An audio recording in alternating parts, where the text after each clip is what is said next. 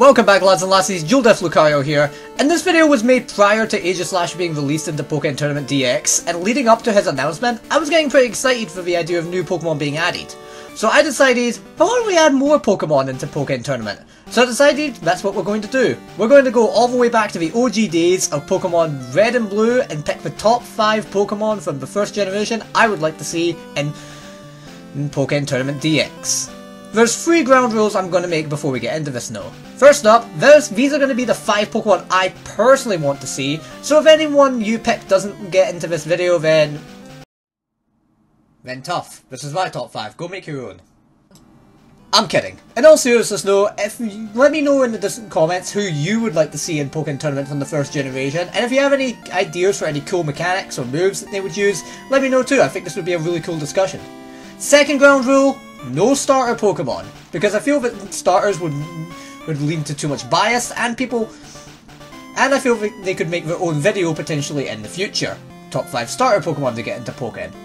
On that same rule, no legendary Pokemon, because I feel again legendaries would be biased and we could make their own video. So with that out of the way, let's get into it. Top 5 Pokemon from Generation 1 for Pokken Tournament DX.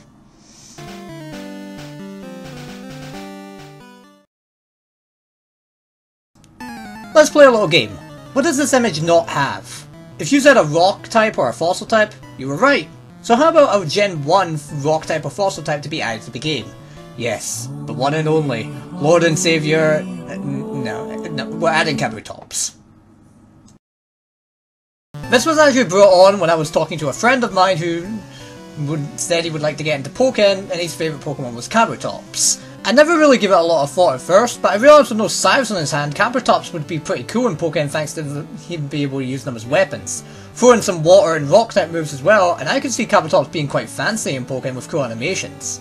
Looking at Kabutops' moveset, he has a couple of moves that could take advantage of those Scythes, such as Slash and Night Slash, but he also has access to fighting type moves like Brick Break, and even grass type moves like Giga Drain, although Sceptile takes that. But I think it would be really cool if Kabutops had a mechanic similar to Krogunk where he used Ancient Power, and it had a low chance to give him a stat boost, but the stat boost lasts longer than Krogunk's. Sort of tying into the fact that Ancient Power can boost all your stats in that chance in the actual games. As for his burst attack, I could actually see Kabutops doing something similar to Empoleon, where he either creates a whirlpool of water or drags the opponent underground like Gengar's into a prehistoric dig site, but it's all, you know, fossil-like. I think next Kabutops would either bury the opponent in rocks, or while keeping the opponent trapped in a whirlpool vortex, just give the opponent one definitive slice to finish them off, very similar to Savage Spinout from Pokemon Sun and Moon. We did a rock Pokemon and a fossil, and I think Kabutops would be one of the coolest to have.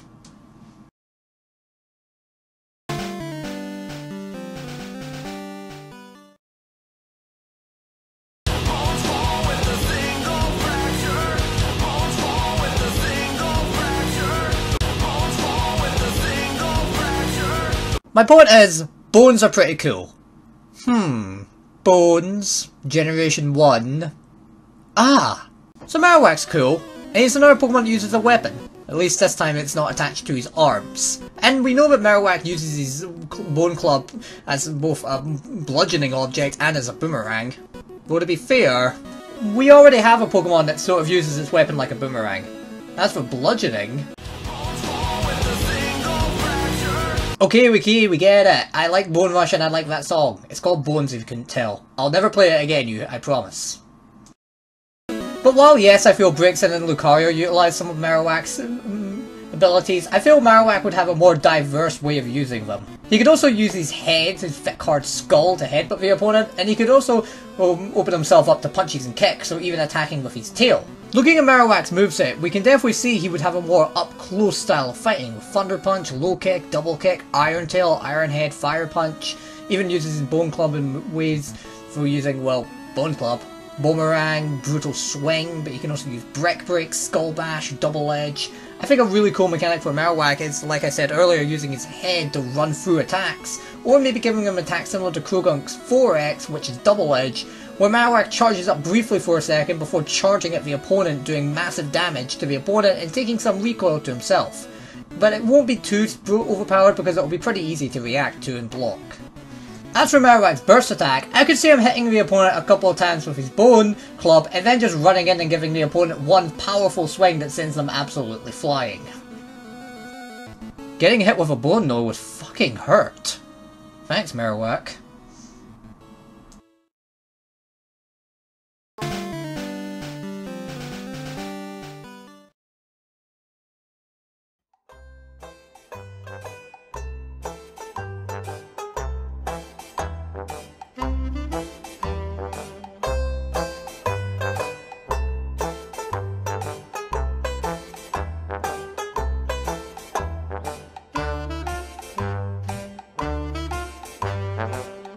Don't you just love Machamp?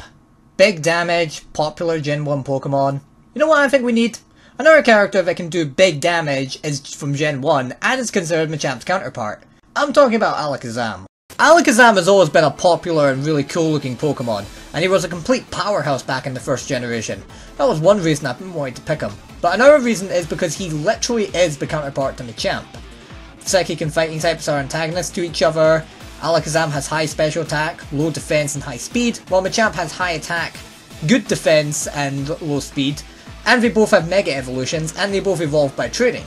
So I really think it would be cool that if we did add Alakazam into this game, he would be the polar opposite to Machamp, being more of a defensive zoner that fights from far away rather than up close. Though I would want to make a couple of differences to distinguish him from Gardevoir.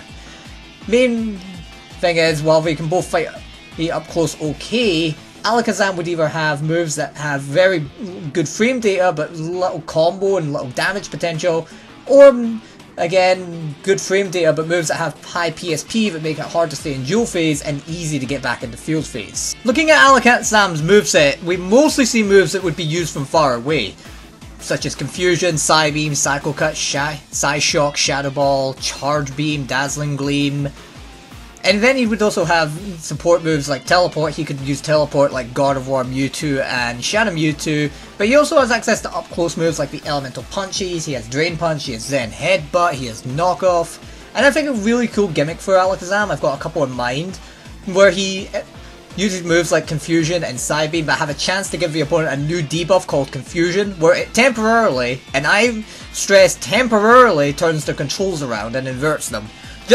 And then goes just for a few seconds, but that's more than enough time to confuse someone for Alakazam to get a quick combo or a quick projectile out. He could use Skill Swap to maybe steal an opponent's moves, or Psych Up to copy an opponent's stat boost similar to Krogunk, but I generally like the first option more than anything else. As for his burst, I feel Mega Alakazam would have to play very differently, very similar to Mega Gengar, and get a vastly different moveset due to how different Alakazam is when he Mega evolves. As for his burst attack, I think it would be cool if Alakazam imagined his opponent was a spoon using his psychic powers, and then bended them in half. Not literally, but, you know, psychically. You know, because turning people into spoons would be pretty fun, right? Yeah, that's right, it would be.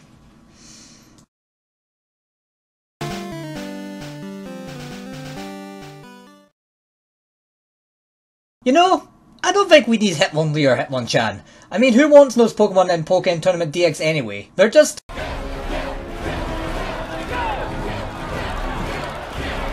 Okay, don't kill me!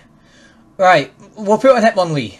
I was originally going to put Hitmonchan on this list, and because I realised we have a lot of boxers and fighting games to take inspiration from, so it wouldn't be too hard thinking up a moveset for him. But then I remembered Hitmonlee and the very cool thing that's unique to him, that he can stretch his legs to twice their length, and I thought that would actually make it cool for Hitmonlee to be a zoning character that could also fight up close, giving him a bit more variation. Also, there are a lot of kickboxers in fighting games, so we could also take some inspiration from that to get Hitmonlee's moveset. One look at Hitmonlee's moveset and holy shit, this guy likes to kick people. As a result, I think his moveset would be suited to a mixed style of up close and long range fighting using his stretchy legs, but I also think we do need to give him some different kind of projectiles like Vacuum Wave and Rock Slide, since even Machamp has projectiles in field phase. I think a cool mechanic for Hitmonlee would be Focus Energy, where very similar to Machamp's Bulk Up, Hitmonlee can give himself a sort of buff where the next heavy attack he lands, so the next move that involves X, hits. As long as it doesn't hit shield, it will always get the critical hit. doing extra damage and maybe setting up potential combos if the move can launch or juggle off of critical hits. But to make it not too overpowered, I would have it if it hits block, then the move has a little more end lag, so it's a bit more of a riskier thing to go for, but can be very rewarding if you can catch your opponent out of shield. I think for Hitmonlee's burst attack, a good thing to do would be to kick the opponent a couple of times before finishing with a powerful roundhouse kick that sends the opponent flying, or by jumping into the air and M-bisoning the opponent straight into the floor. There, I put one of the Hitmon Pokemon in the game, and I'm going to give Hitmonchan the title of Honourable Mention. Now everyone can be happy with me, right? Boo! Hitmonlee and Hitmonchan should be number 1! They're the best characters and they make the most sense! Dislike! You do you, people. You do you.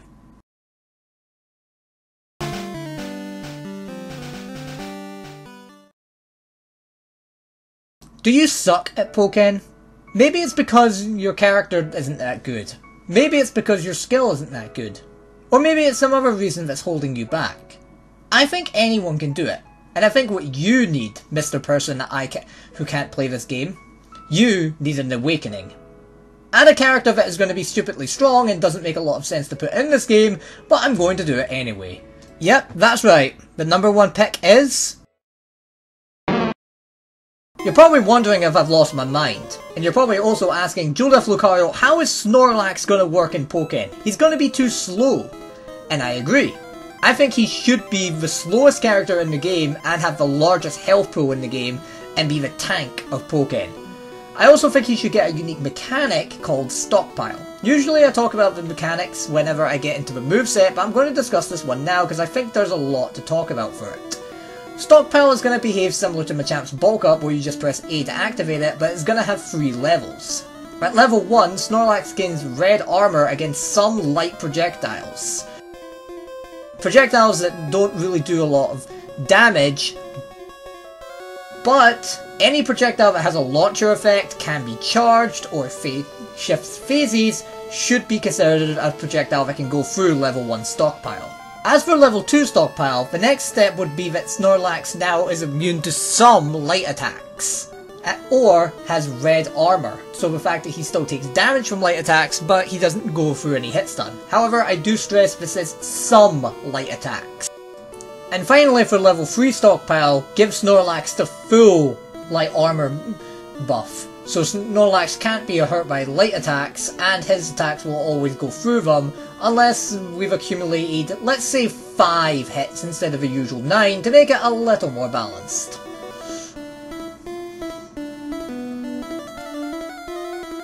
This might all seem very overpowered, but I think one way to balance it would be to give Snorlax a debuff every time he uses Stockpile, so there's some sort of trade-off and he's not getting a boost to something for free. The only problem with that is you can only have 2 debuffs on a character at a time, so let me know if you can think of anything that would be a disadvantage for level 3 Stockpile so we can balance it a little bit.